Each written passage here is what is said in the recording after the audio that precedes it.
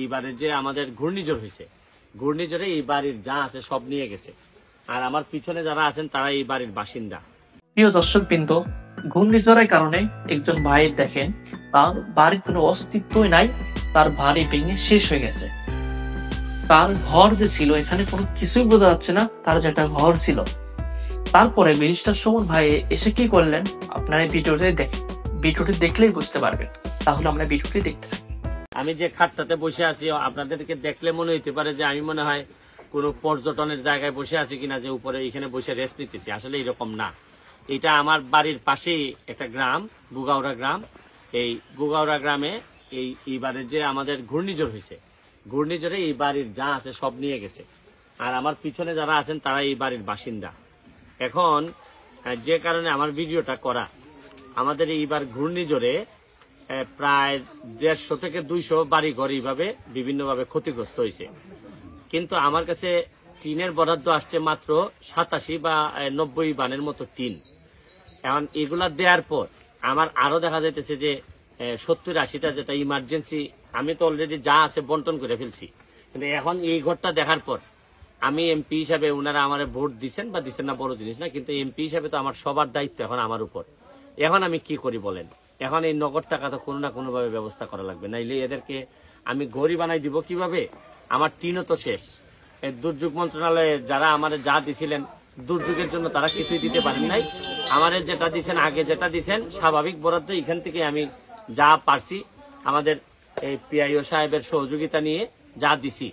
এখন আমার অবস্থা হয়েছে দেখেন, আপনি ভিতরে এসে দেখেন যে ঘরটা এই, তোমরা কয়জন? 4 জন, আরেকজন ছেলে আছে।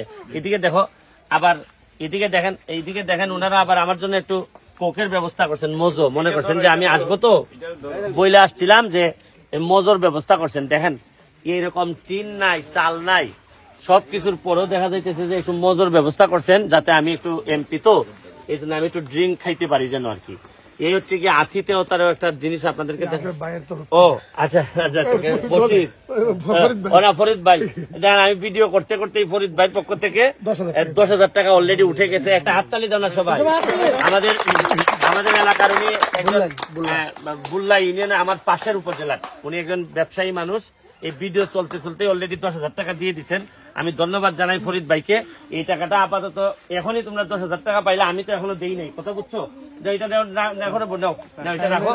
আর আমার পক্ষ থেকে আমি সাহেবরে বলে যাচ্ছি যে এই টিন বা যা যা লাগে, যেহেতু এটা আমার গ্রামই বলতে গেলে, বা আমি এমপি হওয়ার পর তো এখন আর কারোই এইভাবে টিন থাকবে না আর আমি আরামে এসি দিয়ে ঘুমাবো, এটা তো হইতে পারে না। ধরেন অনেক কিছু সহ্য করে নিতে হয়, কিন্তু এতটা পারা যায় না। কারণ মানুষ হিসাবে মানুষের কষ্টে যদি আপনি কষ্ট পান, তাহলে এই ধরনের বাড়ি ঘর এগুলা ভাঙা দেখলে আর সহ্য হয় না।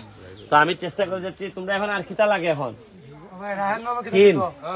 টিন লাগে। হ্যাঁ, রায়হান, ও রায়হান আছে। আচ্ছা আচ্ছা আচ্ছা, আমাদের রায়হান সে উপজেলা চেয়ারম্যান প্রার্থী।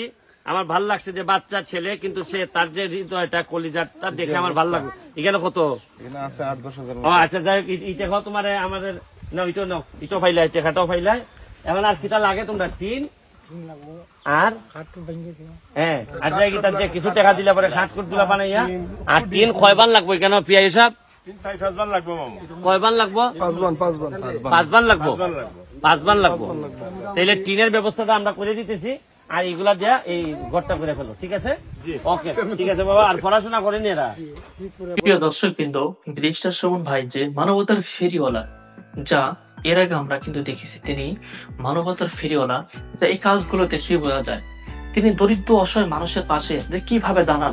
শুধু এমপি হওয়ার পরই না, তিনি এমপি হওয়ার আগেও তিনি দরিদ্র মানুষের পাশে, অসহায় মানুষের পাশে দাঁড়াইছেন। কিন্তু এখন এমপি হওয়ার পর তিনি আরো বেশি মানুষের পাশে দাঁড়ানোর চেষ্টা করেছেন। এ সকল কাজ দেখে মন থেকে তার জন্য কিন্তু বাংলার হাজার হাজার জনতা কিন্তু তার জন্য দোয়া করে। তিনি একজন সৎ ব্যক্তি এবং সাহসী ব্যক্তি। তিনি কি সুন্দর করে দেখেন, মানুষের বাড়িতে গিয়ে ঘূর্ণিঝড়ের কারণে তার বাড়িটা ভেঙে গেছে, তার কারণে তার বাড়ি পৌঁছায় এবং তার কাছে এরকম যে বাজেট গুলো ছিল সেগুলো শেষ হয়ে গেছে। এবং তিনি এমন ভাবে আচরণ ব্যবহার করার কারণে ওই পাশে এলাকায় একজন ব্যবসায়িক পর্যন্ত সে কিন্তু তার সাথে দানে শরিক হলো। 10,000 টাকা তো আপনার ভিডিওতে দেখলেন, এবং উপজেলা চেয়ারম্যান এই ভাইও কিন্তু তার সাথে দান করে শরীক হলো। এরকম যদি প্রতিটা জেলায় এরকম যদি ভালো ভালো এমপি ব্যারিস্টার সুমন ভাইয়ের মতো যদি সৎ ব্যক্তি থাকে, তাহলে অবশ্যই এই দেশকে সোনার বাংলাদেশ করা সম্ভব। কারণ যদি এরকম সৎ ব্যক্তি থাকে, তাহলে আরো মানুষ এই অসহায় মানুষের জন্য, দরিদ্র মানুষের জন্য কাজ করার উৎসাহ পাবে, যেমনটা এখানে হয়েছে। তিনি কথা বলতেছেন, এর মাঝে কিন্তু দুজন ব্যক্তি উৎসাহিত হয়ে হাজির। কিন্তু আসলে ব্যারিস্টার সুমন ভাইয়ের জন্য সবাই দোয়া করবেন, আল্লাহ যেন তার প্রতিটা নেক কাজকে আল্লাহ যেন কবুল করে, এবং আল্লাহ তাআলা তাকে যেন অনেক হায়াতে তাইবা দান করে, এবং সমস্ত বালা মুসিবত থেকে যেন আল্লাহ তাআলা তাকে রক্ষা করে। আমিন। যদি ভিডিওটি ভালো লাগে তাহলে আমাদের চ্যানেলটি অবশ্যই সাবস্ক্রাইব করে আমাদের সাথেই থাকুন। ধন্যবাদ।